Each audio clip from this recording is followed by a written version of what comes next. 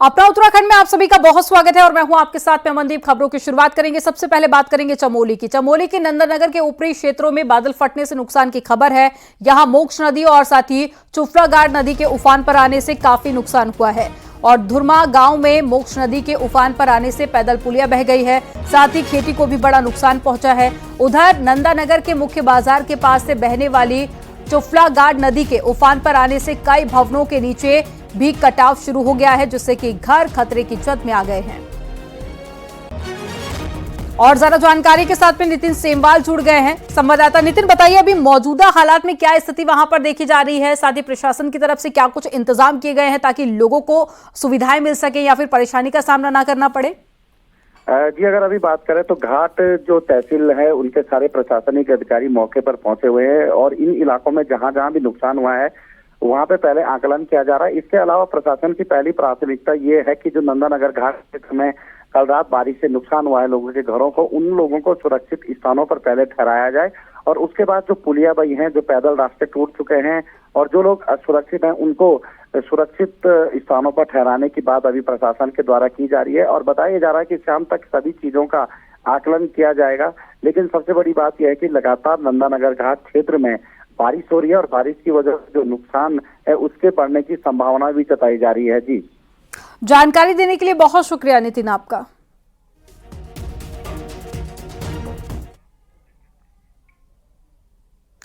और बागेश्वर में बारिश आफत बनकर बरस रही है। भारी बारिश के बाद में सरयू नदी उफान पर आ गई है। वहीं प्रशासन ने लोगों से नदी किनारे ना जाने की अपील की है।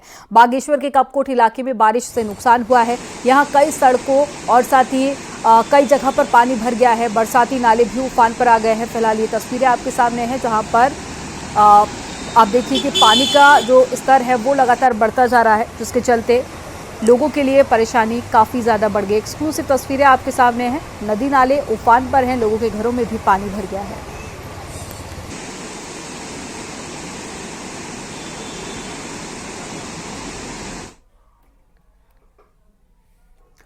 रुद्रप्रयाग में केदारनाथ हाईवे पर जगह जगह बने स्लाइडिंग जोन मुसीबत का सबब बन गए हैं। यहां पर गुप्तकाशी से सोनप्रयाग के बीच में 7 जगह पर स्लाइडिंग जोन है, जहां हल्की बारिश होने पर ही पहाड़ी से मलबा और साथ ही पत्थर सड़क पर आ रहे हैं। सबसे ज्यादा समस्या डोलियो देवी के पास की है। यहां पर लैंडस्लाइड होने से कई बार घंटों घंटों तक हाईवे बंद हो रहे हैं।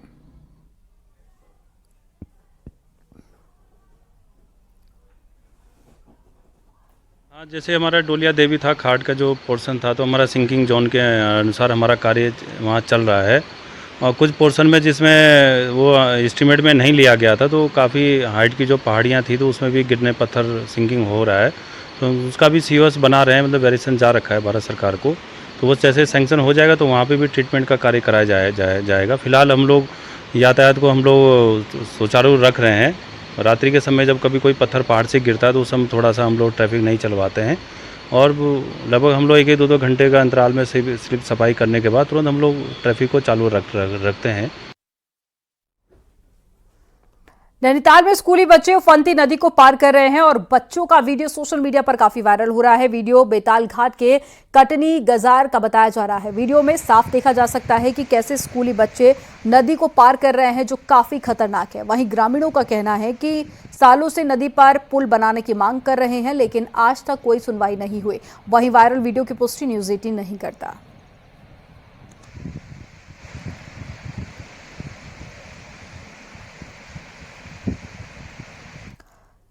पहाड़ों में लगातार बरसात के बाद से ऋषिकेश में गंगा और उसकी सहायक नदियां उफान पर है। गंगा चेतावनी लेवल से महज कुछ नीचे ही बह रही है। ऋषिकेश के त्रिवेणी घाट पर गंगा का चेतावनी लेवल 339.50 मीटर रखा गया है, जबकि गंगा अभी 338.70 मीटर बह रही है। ऐसे में पुलिस प्रशासन लोगों से गंगा से दूरी बनाए रखने की अपील कर रहा है।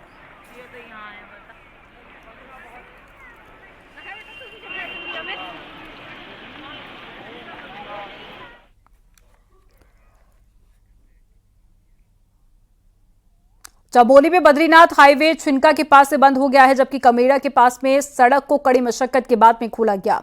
कमेड़ा में कल से सड़क बंद थी, जिसकी वजह से कई घंटों तक यात्री फंसे हुए थे। वहीं रोड खुलने से यात्रियों ने राहत की सांस ली है, लेकिन भूस्खलन का खतरा लगातार जारी है।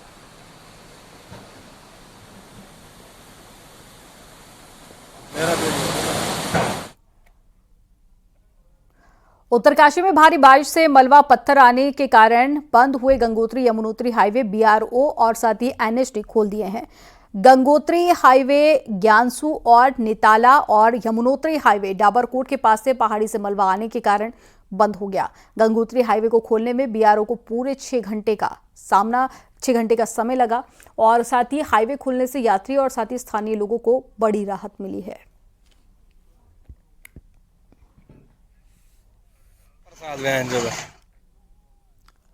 गंगोत्री धाम में हर साल गंगा नदी का तल उठता जा रहा है जिससे कि गंगोत्री धाम पर लगातार खतरा बना हुआ है। हर साल नदी में आने वाले गाद के कारण नदी का तल उठ रहा है जिससे कि नदी का जलस्तर बढ़ जाने से नदी धाम किनारे घाटों भवनों तक पहुंच रही है।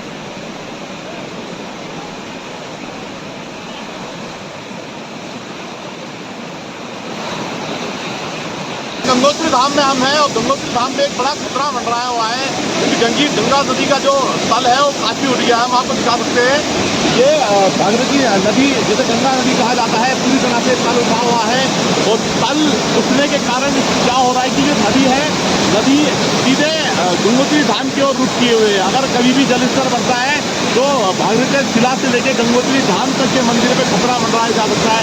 आप देख सकते हैं कि किस तरह से नदी बरसात के समय में बहती है, काफी रौद्र रूप नदी का रहता है और आप देख सकते हैं कि जब नदी का जो बेड है रिवर बेड वो जब उठा हुआ है तो उसके कारण नदी घाटों की तरफ बह रही है। पूरी तरह से नदी का रुख घाटों की तरफ है और नदी लगातार घाटों को हिट कर रही है, घाटों को नुकसान पहुंचा रही है और जब जल स्तर बढ़ता है, भारी बारिश होती है तो पूरी तरह से जो ये घाट है जलमग्न हो जाते हैं। बड़े बड़े बोल्डर पत्थर इनमें बह के आते तो एक बड़ा खतरा गंगोत्री धाम से मंडरा रहा है। तो स्थानीय लोग जो पुरोहित है उनका यही कहना है कि जो रिवर बेड है उसको चैनलाइज किया जाए ताकि गंगोत्री धाम को सुरक्षित रखा जाए। हालांकि जिला प्रशासन ने इसमें पहल शुरू कर दी है पर अगर पूरी तरह से जब तक इसको चैनलाइज जो इसमें गाद भरा पड़ा है इसको नहीं हटाया जाता तब तक गंगोत्री धाम में खतरा मंडराया रहेगा। न्यूज़ 18 गंगोत्री धाम उत्तरकाशी। केदार घाटी में 31 जुलाई को आई आपदा में अभी तक 5 लोगों की मौत की पुष्टि हुई है जिनके शव बरामद हो चुके हैं जबकि 25 से 30 लोग अभी भी लापता हैं जिनमें कुछ कांवड़ यात्री, कुछ नेपाली मूल के श्रमिक और साथ ही 7 से 8 लोग स्थानीय हैं जो घोड़े खच्चर का कारोबार कर रहे थे। ये कहना है रुद्रप्रयाग के आपदाग्रस्त क्षेत्र का दौरा कर लौटे बीजेपी के प्रदेश महामंत्री आदित्य कोठारी का। कोठारी के नेतृत्व में बीजेपी की एक टीम रुद्रप्रयाग के आपदाग्रस्त क्षेत्रों के दौरे पर थी। आपदा से हुए नुकसान का आकलन करने के लिए बीजेपी ने आपदाग्रस्त 4 जिलों के लिए 4 अलग अलग टीमें बनाई हैं। इन्हीं में से एक टीम आदित्य कोठारी के नेतृत्व में रुद्रप्रयाग गई थी। आपदा आई है सोनप्रयाग में, रामपुर में, सीतापुर में, वहाँ के लोगों को भी हम लोग मिले, व्यापारियों से मिले, प्रभावित परिवारों से मिले। जिन परिवारों ने अपने परिवार के सदस्य को खोया है ऐसे परिवारों को भी हम लोग मिले और बड़ी दुखद घड़ी है कि इस समय भी लगभग जो है अभी भी 25-30 लोग लापता हैं जिनकी डेड बॉडी नहीं मिली है। 4-5 लोगों की डेड बॉडी मिल चुकी है। तो प्रशासन की मुस्तैदी के कारण, उनकी सतर्कता के कारण आपदा में जितना बड़ा नुकसान होने की संभावना थी उतनी नुकसान नहीं हो पाया, उसको रोका गया है।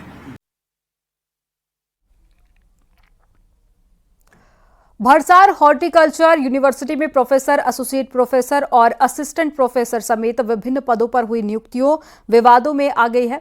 आरोप है कि विश्वविद्यालय ने चहेतों को नियुक्ति देने के लिए भर्तियों का आरक्षण रोस्टर तक बदल दिया। सामाजिक कार्यकर्ता दीपक करगेती का कहना है कि चयनित कैंडिडेट का इंटरव्यू भी निजी होटलों में कराया गया। दीपक करगेती ने मुख्यमंत्री और विभागीय मंत्री गणेश जोशी को पत्र भेजकर भर्ती प्रक्रिया को निरस्त करते हुए मामले की जांच की मांग की है। उधर मामले के सामने आने के बाद में मंत्री गणेश जोशी का कहना है कि मामले की जांच की जाएगी। अपना अलग विषय है, पर अभी आपके माध्यम से ये मामला मेरे संज्ञान में आया है और मैंने अपने सचिव पांडे जी से बात की है। अगर कहीं नियम के विरुद्ध अगर निर्णय लिया होगा तो उसका संज्ञान लिया जाएगा, उसके खिलाफ कार्रवाई की जाएगी, क्योंकि ये धामी 2 की सरकार है। हमने हर प्रकार के मामलों में व्यक्ति की जिम्मेदारी फिक्स की है और इसमें भी अगर अनियमितता होगी तो सचिव से मैंने कहा कि इसे पूरे प्रकरण का संज्ञान लें और कहीं अनियमितता है तो उस पर कार्रवाई करें। जम्मू कश्मीर के तंगधार में गढ़वाल राइफल में तैनात चमोली के दीपेंद्र कंडारी शहीद हो गए। दीपेंद्र कंडारी को श्रद्धांजलि देते हुए पौड़ी से बीजेपी सांसद अनिल बलूनी ने सोशल मीडिया प्लेटफॉर्म पर लिखा कि चमोली के पोखरी ब्लॉक के निवासी दीपेंद्र कंडारी जी के शहीद होने का समाचार अत्यंत दुखद एवं हृदय विदारक है। भगवान बद्री विशाल से प्रार्थना है कि पुण्य आत्मा को अपने श्री चरणों में स्थान दे एवं शोकाकुल परिजनों और इस असहनीय पीड़ा सहने की शक्ति प्रदान करे।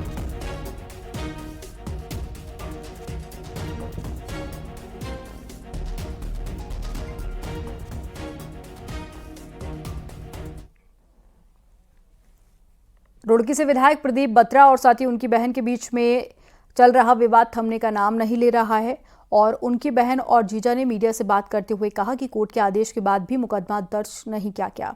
आपको बता दें कि दोनों में प्रॉपर्टी का विवाद चल रहा है और प्रदीप बत्रा की बहन और उनके जीजा ने आरोप लगाया कि फर्जी साइन कर प्रदीप बत्रा ने प्रॉपर्टी अपने बच्चों के नाम कर दी। साथ ही कहा कि विधायक प्रदीप बत्रा सत्ता का दुरुपयोग कर रहे हैं और धमकी दे रहे हैं।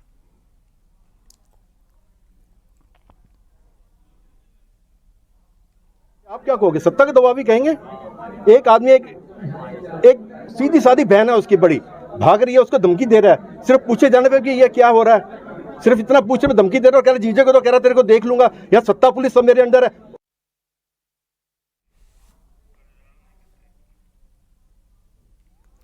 और पिछले दिनों रुड़की के भोरी डेरा गांव में एक मकान की छत गिरने से 2 मासूमों की मौत हो गई।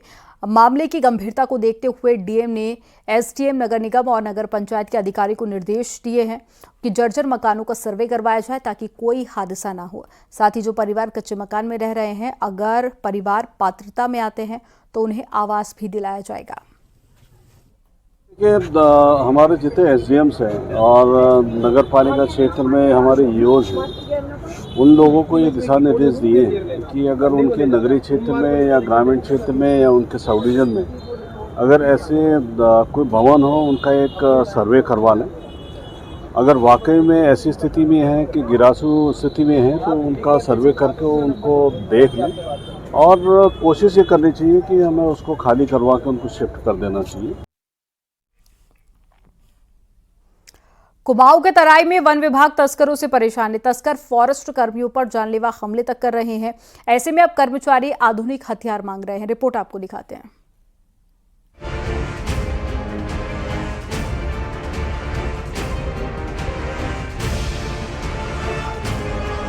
तराई के घने जंगलों में आए दिन तस्करों और वन कर्मचारियों के बीच भिड़ंत होती रहती है। देसी हथियारों से लैस तस्कर जंगल की बेशकीमती लकड़ी में तो हाथ साफ करते ही हैं, साथ ही वन्य जीवों को भी निशाना बनाते हैं। लिहाजा वन विभाग इनके मुकाबले के लिए मॉडर्न पिस्टल, राइफल और बुलेट प्रूफ जैकेट चाहता है। बस अभी तो रेंज में सफिशिएंट नंबर में है, बट अब हम लोग ने थोड़ी मैपिंग करके जो सेंसिटिव रेंजेस हैं उसमें संख्या बढ़ाने का हम लोग प्रयास कर रहे हैं ताकि और डाउन द लेवल ये शस्त्र दे दिए जाएं उनको। तो उसके लिए हमने एक प्रस्ताव भेजा हुआ है उच्च स्तर को और वो अप्रूव होने के बाद हम लोग इनको सब उपलब्ध करने की स्थिति में होंगे। इसके साथ ही जो उनकी निजी सेफ्टी के लिए जैसे बुलेट प्रूफ वेस्ट है या कुछ इस तरीके की चीज़ें हैं जो लगती हैं, तो हम लोगों ने उनको भी प्रोक्योर करने का प्रयास इसमें कर रहे हैं। जाहिर है घने जंगलों में तस्करों का सामना आसान नहीं। समय के हिसाब से तस्कर भी मॉडर्न हो गए हैं, लेकिन उनके मुताबिक वन विभाग मॉडर्न नहीं हो पाया है। लिहाजा कई बार तस्करों से मुठभेड़ जानलेवा भी साबित होती है। हल्द्वानी से न्यूज़ 18 के लिए शैलेंद्र नेगी की रिपोर्ट।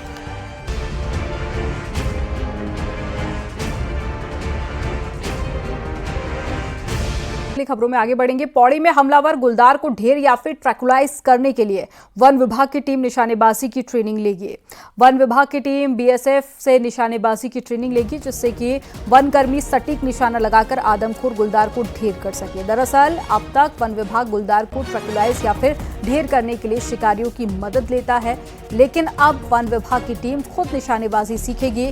दरअसल मानव वन जीव संघर्ष की घटनाओं में सबसे अधिक हमले गुलदार के इंसानों पर हुए हैं और बीते 6 माह में गुलदार हमले में 10 लोगों के जख्मी होने की जानकारी है, जबकि 3 मासूम अपनी जान गंवा चुके हैं।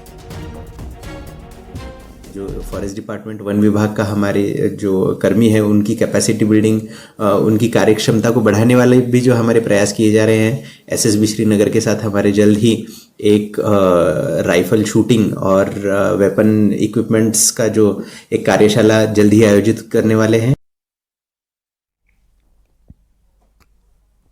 टिहरी झील वाटर एडवेंचर स्पोर्ट्स के रोमांच का लुत्फ उठाने वाले पर्यटकों की संख्या में भी बढ़ोतरी हो रही है। अब टिहरी झील के साथ साथ आसपास के क्षेत्र और साथ ही नई टिहरी शहर को भी पर्यटन सर्किट से जोड़ने की योजना है। इसके तहत में टिहरी झील कोटी से नई टिहरी शहर तक ट्राली लगाने की योजना है, जिससे सर्वे का काम पूरा हो चुका है और उम्मीद है कि टिहरी झील पहुंचने वाले पर्यटक ट्रॉली के जरिए नई टिहरी शहर तक पहुंचेंगे, जिससे पर्यटन को बढ़ावा मिलेगा। है उनका मांग है और काफ़ी उचित मांग है कि नई टिहरी में ज़्यादा से ज़्यादा टूरिस्ट आएँ, जिससे यहाँ पे लोगों की आजीविका बढ़े। तो इसके लिए एडीबी का जो प्रोजेक्ट है उसमें जो कार्य किए जा रहे हैं उसके लिए जिला स्तर से हम लोग प्रयास कर रहे हैं कि जो ट्रॉली है वो कोटी से लेकर नई टिहरी तक अवश्य बने। और इस बारे में सैद्धांतिक समिति भी हमको मिली है, प्रयास कर रहे हैं कि इस महीने उस पर भी आगे कार्रवाई कर ली जाए। 51 शक्तिपीठों में शुमार नैनीताल की नैना देवी मंदिर को मानसखंड के तहत में संवारने की तैयारी है। कुल 11 करोड़ से मंदिर का सौंदर्यीकरण होगा, तो श्रद्धालुओं के लिए सुविधाओं का विस्तार भी किया जाएगा। मंदिर से लेकर पंत पार्क तक मानसखंड के तहत काम होने हैं और मंदिर के सामने 13 दुकानों को भी यहां से शिफ्ट किया जाना है। श्रद्धालुओं के लिए 2 मीटर फुटपाथ मंदिर जाने के लिए इस योजना में तैयार किया जाना है। देवी मानसखंड के अंतर्गत जो प्रोजेक्ट बना है उसकी भी टेंडर प्रक्रिया वर्तमान में चल रही है। इसमें स्टेक बैठक की जानी है, जो भी सुझाव होंगे, क्योंकि लोगों के काफ़ी इसमें अलग अलग माध्यमों से सुझाव आ रहे हैं, तो हम लोगों ने ये निर्णय लिया था कि इसमें हम सभी के साथ जो भी इसमें हितधारक हैं एक बैठक करेंगे। जो सुझाव होंगे सभी के, उनको कार्य के दौरान सभी चीज़ों को इम्प्लीमेंट करने का प्रयास किया जाएगा। हरिद्वार में मुल्तान संगठन से जुड़े हजारों लोगों ने हर की पैड़ी पर आज 114वां मुल्तान जोत महोत्सव मनाया, जिससे देश के कई राज्यों से मुल्तानी समाज के लोग हजारों की तादाद में हरिद्वार पहुंचे और सुबह श्रद्धालुओं ने हर की पैड़ी पर मां गंगा को हजारों लीटर दूध चढ़ाया और पुष्प अर्पित किए। अखिल भारतीय मुल्तान संगठन से जुड़े लोगों का कहना है कि पिछले कई सालों से मुल्तान जोत की परंपरा चली आ रही है। ये पाकिस्तान में एक शहर है मुल्तान, वहाँ से पैदल चलकर भगत रूपचंद जी देश में एकता शांति के लिए मनोकामना पूर्ण करने के लिए यहाँ पर आए थे। सावन के महीने में जोत प्रवाहित की थी।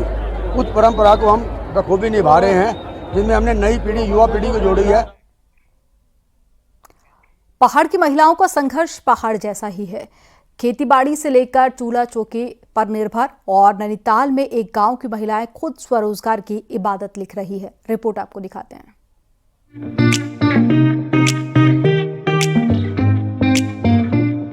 सुंदर राखी तैयार कर रही ये महिलाएं हैं नैनीताल बल्दिया खान गांव की। इस महिला समूह ने बाजार में तरह तरह की राखियों को उतारा है और इन राखियों की डिमांड भी काफी ज्यादा है। घर में बेकार पड़े सामान को मोती धागा के जरिए ऐसा पिरोया है कि इन राखियों की खूबसूरती निखर कर सामने आने लगी है। बाजार की ब्रांडेड राखियों को टक्कर दे रही पहाड़ की इन राखियों पर हुनर की ऐसी कारीगरी की गई है कि इनकी सुंदरता पर 4 चांद लग गए हैं। स्वेटर हर लेडी बनाती है अपने बच्चों के लिए, अपने लिए, तो उसमें से जो वेस्ट हो जाते हैं छोटे छोटे ऊन के टुकड़े, उनसे हमने एक बहुत अच्छी राखी बनाई है। और जो बटन हमारे पास घर में स्वेटरों के टूट के गिर जाते हैं, पुरानी स्वेटरों के, उनको हमने कलेक्ट करके बहुत अच्छी राखी बनाई है। उनको डेकोर कर रखा है, थोड़ा उनमें मोती चिपका करके, तो उससे हम लोगों का एक तो हमारा आय की एक जरिया बन सकता है। और दूसरा, घर में लेडी बैठ के, कुछों के पास तो खेती वेती का काम होता है, कुछ घर में बैठ करके अपनी आय अर्जित कर सकती है।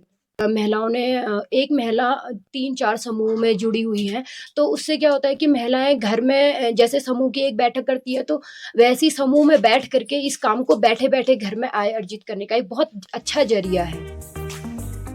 दरअसल गांव की महिलाओं ने खुद को स्वरोजगार से जोड़ने का प्लान बनाया तो एक के बाद एक महिलाएं इससे जुड़ती गईं और सुंदर राखियां गांव में ही तैयार होने लगी।